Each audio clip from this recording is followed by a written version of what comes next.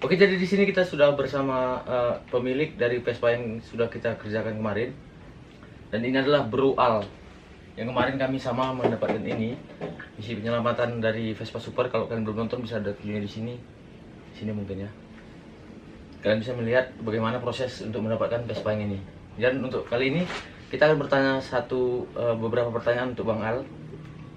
Kenapa dia memilih Vespanya dibikin patina gitu? Jadi kenapa ini, Bro? Ini bro, sekarang kan saya lihat lagi di IG itu lagi musim-musimnya Vespa patina, original buluk gitu. Oh gitu ya. Jadi sepertinya mendapatkan yang original buluk itu sekarang ini agak susah kan? Susah ya. Jadi kita pingin Khususnya di sini kan gitu. Khususnya di tempat sini, ini. iya. Ya. Jadi kita pingin buatlah gitu. Bagaimana bikin supaya Vespa kita mirip jadi mirip Original, gitu lah. termakan zaman kan gitu. Ya. Satu lagi pertanyaan mungkin bagaimana menurut Bang Al mengenai hasilnya? Gimana, Bro? Kalau hasilnya saya lihat kayaknya sepertinya udah nggak salah orang lagi lah bro. Udah pas, mantap, puas. Puas ya, Puas. alhamdulillah.